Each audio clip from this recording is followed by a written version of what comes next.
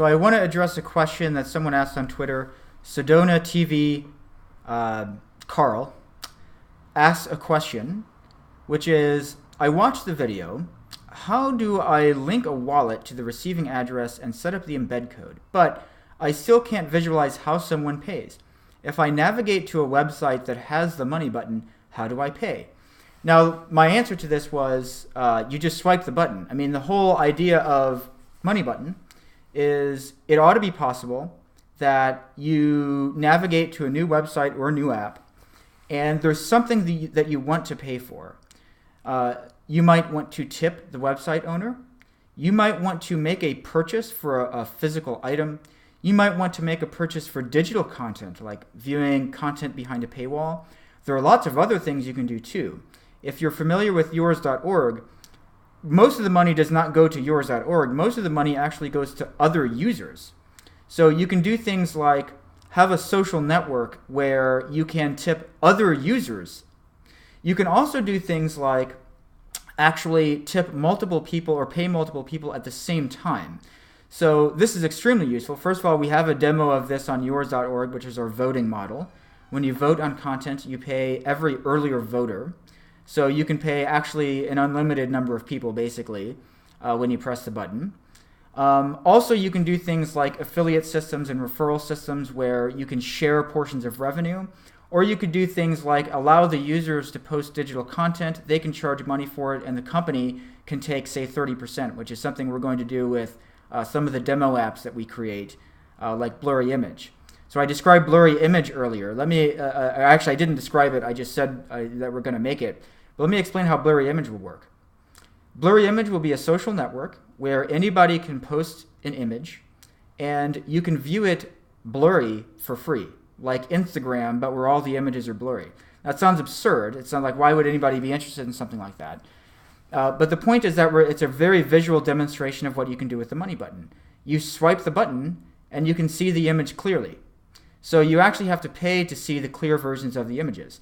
This is a completely new thing that basically you have to have the money button to be able to do something like this. The company will take a cut. So when we make Blurry Image, it's actually going to be its own project. Blurry Image itself will take 30%, and 70% will go to the content creator.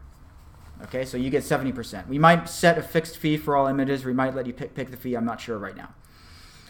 But also we can add on top of that an affiliate system where you can earn 10% of the revenue by sharing images that other people actually pay for. So that way each payment actually goes three ways. You send most of the money to the content creator, but some of the money goes to the company, and some of the money goes to the affiliate. So you need three outputs actually in order to be able to do something like that. Now, to bring this back to this, how does this actually work? If you're already signed in with the money button, you go to a new website. Most of the time, all you have to do is you swipe the button to make a payment. There's not even a sign-in. I mean, you just swipe the button. You just stay logged into the money button always, and you keep your internet spending money in the button, and you can just swipe it. So it's that easy. There's nothing you have to do. You swipe the button. Now, why do you swipe it instead of press it? This is kind of a long story. There are a lot of reasons, but the most important one is actually usability. The button itself is actually so easy to press that people are worried that they're going to accidentally press it. So we actually wanted to make a gesture that is something that's more deliberate, that you are sure that what you are doing is making a payment. Because this isn't just like pressing a like button where it's not a huge deal if you accidentally press it. I mean, you don't want to spend money that's going to be hard to get back. So it's a deliberate gesture. That way, we don't have to have like a separate sign-in process most of the time. You just only swipe the button when you actually want to make a payment. Okay, so now there are a bunch of questions here around when do we require sign-up and when do we not require sign-up. So Sedona says, but do I have to link my paying side wallet first? So consumers do actually have to sign up for the money button. When you see the money button, for the first time on a website, you're like, what is this? You must be interested enough on it to press it. You are then taken through our onboarding process that has you basically sign up like you normally would. Write down your mnemonic. You don't have to, but we encourage people to do that to make sure that you can always recover your funds later. And then you have to cash in with money. Currently, we support Bitcoin Cash and every other crypto via Shapeshift. Shapeshift might break soon, so I'm not sure whether that will continue to work. But something we'll add soon is we're going to basically add every conceivable credit card and debit card option we can, so that you can actually cash in with fiat currency a lot of the time, but not all the time. For reasons outside of our control, that won't always be possible. But in any case, you'll cash in. You have to do this. You can't use a QR code. First of all, why would you want to? QR codes are not the best user interface. Yes, QR codes are better than copying and pasting an address. They're not, we don't want to be using QR codes everywhere. The QR codes are like the in-between phase between copying and pasting addresses and the real final answer. So it's better than addresses. But QR codes are not good enough. So the first answer is you just don't want to. It's better to press the button. Secondly, as I described earlier, you can send to multiple outputs. I mean, you just can't do that with a QR code. QR codes are not advanced enough to actually do what you can do with the money button. So you can't do it. I mean, like you have to have this better software that's built into money button to let you actually do all these things that you can't do with a QR code. So consumers will sign in and cash in, and the money button becomes your internet spending wallet. Okay. Now Sedona TV goes on to ask something like, I'm on a random website. How do I know? I mean, like, I guess the thing is, we're just going to show people how this works because I don't know why it's so hard to understand. But when you see the button around, if you're already signed in, it couldn't be easier. I mean, basically, for people that are signed in, it's a completely solved problem. When you want to make a payment, you swipe the button. I mean, it couldn't be easier. No, you don't have to do anything else before you swipe in. You don't have to sign in. Now, if somebody's making an advanced app with Money Button, some things will require that you sign in again.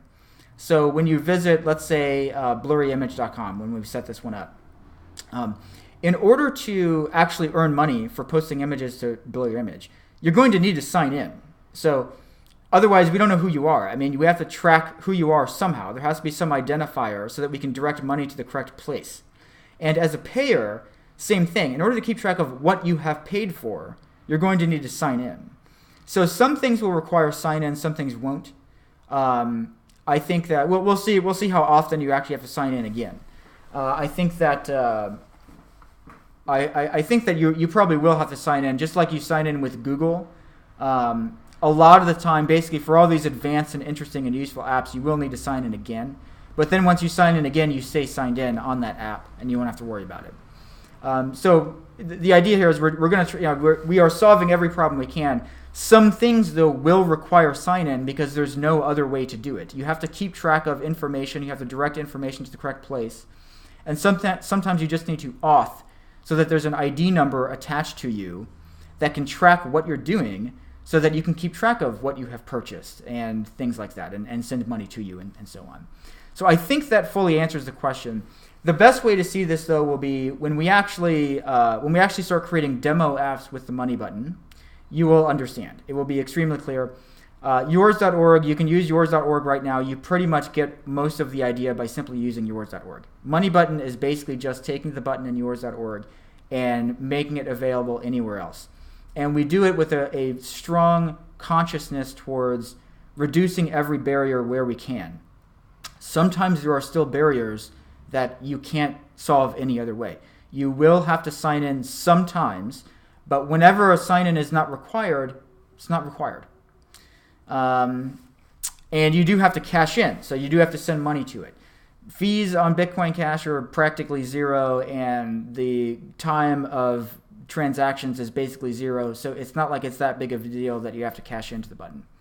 All right, so that's all I have to say today. We are launching imminently. I'm not going to give a new date just because we kept giving dates and we kept missing them, but everything is fully working basically, and it's just a matter of at what point do we reach a high enough level of quality that we want to put it in production, which will be imminently. We're going to be launching the MVP imminently, and then after that we will need a bit more time to iterate up towards the 1.0 launch, so there are certain features we won't have. We'll be able to add those very quickly though, so expect very soon you will be able to try out the money button and then start giving us feedback. If you want to give us feedback, please either do so on Twitter or our Telegram group. Those are the best places. So thank you for listening.